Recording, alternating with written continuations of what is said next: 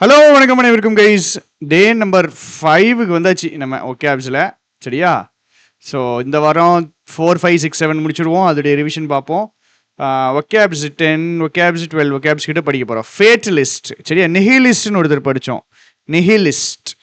நிஹிலிஸ்ட்னா யாருன்னா life has no purpose அப்படின்னு சொல்கிறது தான் நிஹிலிஸ்ட். சரியா? ஃபேட்டலிஸ்ட்னா யாரு அப்படின்னா தலை விதிப்படி தான் நடக்கும், நம்மளால அதை மாற்ற முடியாது அப்படின்னு தலை விதியை நம்புறவர் தான் ஃபேட்டலிஸ்ட். சரியா? தலை விதியை நம்பக்கூடியவர் அவர் தான் ஃபேட்டலிஸ்ட். நிஹிலிஸ்ட்னா என்ன சொல்லுவாரு? லைஃப் ஹஸ் நோ பர்பஸ் அப்படின்னு சொல்றவர். வக்கேஷன்னா நீங்க பண்ணக்கூடிய ஒர்க், ஆக்குபேஷன். அதாவது ஆக்குபேஷன் எல்லாம் தாண்டி ஒரு வார்த்தைங்க.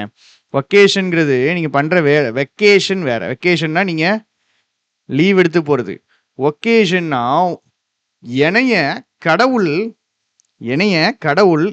இந்த வேலையை பண்றதுக்கு தான் இந்த பூமியில படைச்சிருக்காரு அப்படிங்கிறது தான் வக்கேஷன். வக்கேஷன்னா காலிங்னு சொல்லுவாங்க.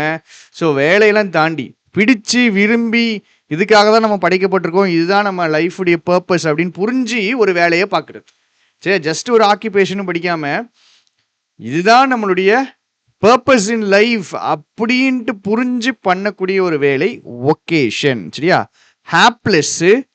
ஹாப்லெஸ்னா அன்லக்கி. சரியா? ஹாப்லெஸ்னா அன்லக்கி. ஆப்ஜெக்ட்னா ஹோப்லெஸ். ஆப்ஜெக்ட்னா ஒரு இதுவே ஹோப்பே இல்லை, என்ன சொல்றது, ஒரு மோசமான நிலைமை. ஏன்னா ஹோப்லெஸ்ஸான ஸ்டேட்னா ரொம்ப மோசமான state. Just let me fall into bed. என்னை விடுங்க, நான் பெட்டில் அப்படியே படுத்து என்னுடைய கொடூரமான ஹோப் இல்லாத மிசரியில் விட்டுருங்க. சரி, நான் படுக்கிறேன், நான் பாட்டுக்கு சோகமாக இருந்துக்கிறேன், என் பிரச்சனை கூட என்னை விட்டுருங்கன்னு சொல்கிறது தான். Just let me fall into bed and leave me to my abject hopeless misery. ஹாப்லெஸ்னா unlucky. The film tells a story of an unlucky boy who turned to be a real life hero. சரியா? அன்லக்கியா ஒரு பையன் இருக்கான், அவன் என்ன ஆகுறான்? Real life hero ஆகுறான். Subtle, SUBTLE, subtle. சட்டில்னா என்ன அர்த்தம்னா ரொம்ப ஸ்மால், ரொம்ப சின்னது. ரொம்ப ஸ்மாலும் ஹிடனும் ஒண்ணுதான், அப்படிதானே? ரொம்ப சின்னதா இருக்கிறது. சரிங்களா? அதான் subtle. Example, I notice subtle changes in is body language. Body language சின்ன சேஞ்சஸ் இருக்குது. Subtle changes. சரி, ஸோ ஃபர்ஸ்ட் ஃபேட்டலிஸ்ட். என்னது? தலை விதிப்படி தான் நடக்கும், மாற்ற முடியாதுன்னு நம்புறவங்க. வக்கேஷன்னா காலிங், அதாவது ஒரு ஆக்குபேஷன். நீங்க எந்த வேலை பார்க்குறீங்களோ அதான் வக்கேஷன். ஹாப்லெஸ்னா யூஆர் அன்லக்கி.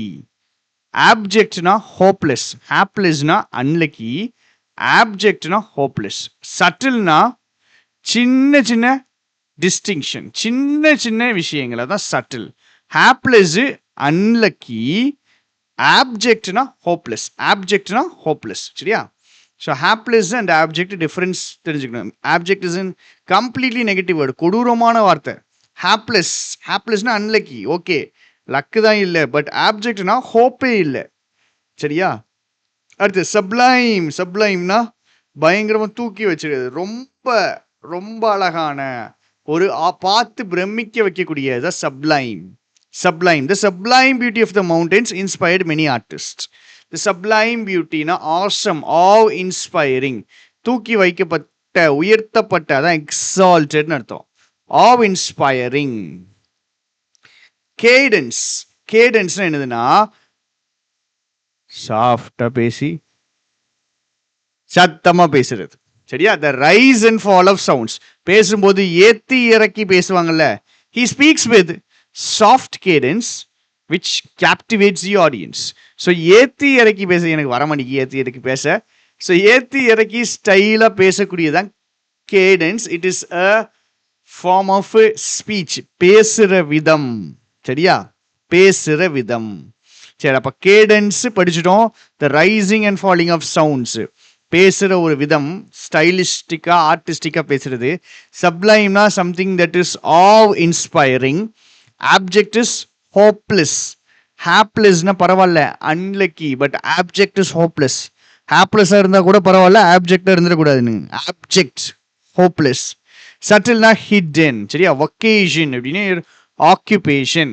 ஃபேட்டலிஸ்ட் தலைவிதி என்ன இருக்கோ அதுதான் நடக்கும் அப்படின்ட்டு நினைக்கிறவங்க ஃபேட்டலிஸ்ட். சரியா? அடுத்தது எலிவேட்டர் பிட்ச். எலிவேட்டர் பிட்ச்னா வீட்டுக்கு சேல்ஸ்மேன் வராரு, வீட்டுக்கே வந்து ஒரு பொருளை விற்க ஒருத்தர் வரான்னா அவன் அந்த ஒரு 20 செகண்ட் 30 செகண்டுக்குள்ள அந்த பொருளுடைய ஒரு சம்மரி கொடுத்து அது என்ன ப்ராடக்ட், அது என்ன பண்ணும், அது எவ்வளோ ப்ரைஸு, அது வாங்கினதுனால என்ன பெனிஃபிட்னு சொல்லுவாங்கல்ல, அது elevator pitch. It is a short speech it summarises a product or a service. ஒரு சேல்ஸ்மேனோ இல்லை ஒரு பொருளை விற்கிறவங்க கடைக்கே நீங்கள் போகிறீங்க, ஒரு பொருள் வாங்க போகிறீங்கன்னா அவர் அந்த பொருளை பற்றி சொல்லுவார், பொருளுடைய ப்ரைஸ் சொல்லுவார், பெனிஃபிட்ஸ் சொல்லுவார். அதுக்கு பேர் தான் எலிவேட்டர் பிட்ச். 30 to 60 செகண்ட்ஸ் தான் இருக்கும். It is a short speech, elevator pitch.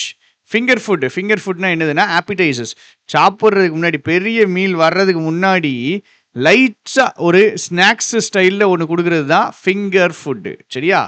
நம்ம ஃபிங்கர் ஃபுட்னா என்னது? சாப்பிட்றதுக்கு முன்னாடி, லார்ஜர் மீலுக்கு முன்னாடி. சரியா? லார்ஜர் மீலுக்கு முன்னாடி சாப்பிட்றதா ஃபிங்கர் ஃபுட். நாம் ஒரு வார்த்தை படித்தோம், நல்ல ஒரு மூடுக்கு போகணும், ஒரு சந்தோஷமான ஒரு மூடில் இருக்கணும் அப்படின்னா ஒரு கைண்ட் ஆஃப் ஃபுட்டு சாப்பிடுவோம் அப்படின்ட்டு. சரியா? ஒரு சந்தோஷமான மூடில் இருக்கோம், இல்லை ஒரு சந்தோஷமான மூடுக்கு போகணும் அப்படின்னா எந்த டைப் ஆஃப் ஃபுட்டு சாப்பிடுவோம்? 4 நாளைக்கு முன்னாடி படித்தோம். அதுக்கு பேர் என்னது? சந்தோஷமான ஃபுட்டு, சாப்பிட்டாலே சந்தோஷம் வரக்கூடியது.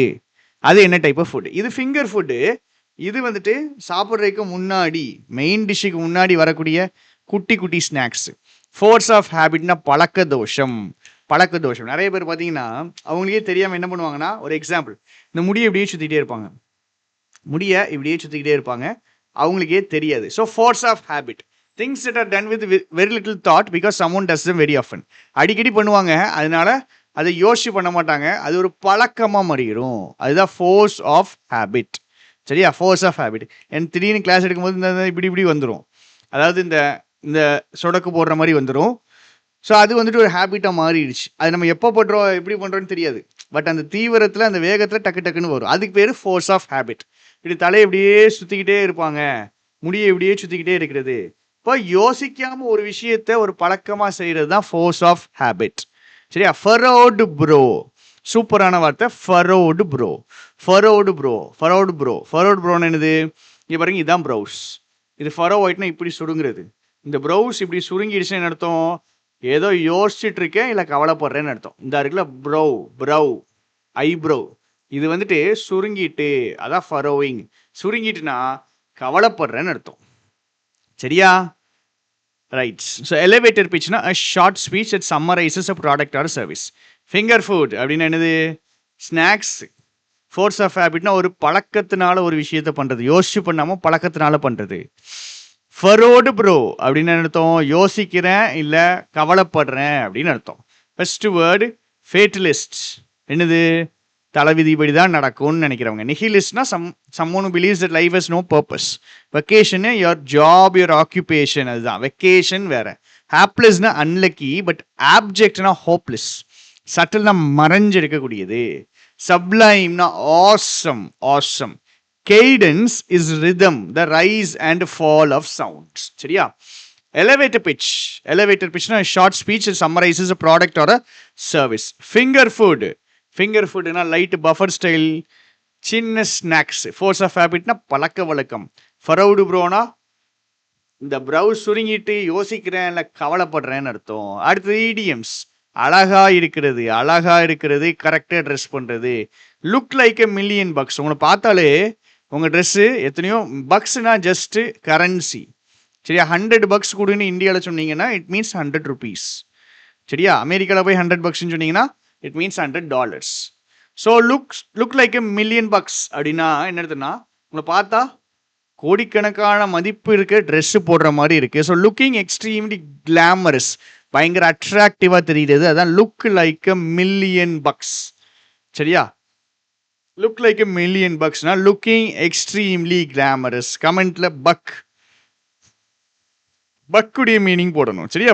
பக்குடைய meaning the buck stops with you அப்படின்னு ஒரு இடியம் சொல்லி கொடுத்துருக்கேன். இந்த பக்குடைய மீனிங் போடணும். Clara look like a million bucks when she arrived for a wedding. வெட்டிங்க்கு வரும்போது அவங்க எப்படி இருக்காங்க? ஒரு மில்லியன் பக்ஸ் மாதிரி இருக்காங்க. Getting thin on top, getting thin on டாப்னா மேலே தின்னாயிட்டே இருக்குன்னா யூஆர் கோயிங் பால்ட். சரியா? Oscar is only 25 but is already getting thin on top. சரி, லுக் த பார்ட்ஸ்னா ட்ரெஸ் த ரைட் வே. வேலைக்கு போகும்போது வேலைக்கு போகிற மாதிரி ட்ரெஸ் பண்ணுறது, ஒரு கல்யாண வீட்டுக்கு போகிறது கல்யாண வீட்டுக்கு மாதிரி ட்ரெஸ் பண்ணுறது, இல்லை வேற எங்கேயோ கோயிலுக்கோ டெம்பிளுக்கோ போகும்போது அதுக்கேற்ற மாதிரி ட்ரெஸ் பண்ணுறது. அதான் லுக் த பார்ட்னா dressing in the right way. எந்த இடத்துக்கு எப்படி ட்ரெஸ் பண்ணணுமோ அப்படி ட்ரெஸ் பண்ணுறது தான் லுக் த பார்ட்ஸ். சரியா? Look like a million bucks என்னது? Looking very glamorous. Looking very glamorous. Getting thin on top அப்படின்னா going bald. Going bald. Look the பார்ட்னா கரெக்டான இடத்துக்கு கரெக்டாக ட்ரெஸ் பண்ணிட்டு போகிறது. சரிங்களா? சரி, இப்போ இது 3 படிச்சாச்சு. முதல்ல இருந்து ஒரு தடவை பார்ப்போம், ரிவிஷன் பண்ணுவோம், முடிச்சிடுவோம். ஐயோ 10 நிமிஷம் தாண்டிடுச்சு, ஐயோ பார்க்க மாட்டாங்களே. ஃபேட்டலிஸ்ட். ஃபேட்டலிஸ்ட்னா என்னது? இதான் தலைவிதின்னு நினைக்கிறவங்க. வக்கேஷன் ஒரு ஆக்கியூபேஷன். ஹாப்லெஸ்னா அன்லக்கி, சட்டில்னா ஹிடன். Abject hopeless. சப்ளைம்னா ரொம்ப அழகான. Cadence rhythm. எலிவேட்டட் பிச்னா ஷார்ட் ஸ்பீச், விற்கிற சேல்ஸ்மேனுடைய speech. Finger food snacks. Force of ஹேபிட்னா பழக்க வழக்கம். ஃபரோடு ப்ரோனா கண்ணை இப்படி சுடுக்கிட்டாங்க, யோசிச்சுட்டு இருக்காங்கன்னு அர்த்தம்.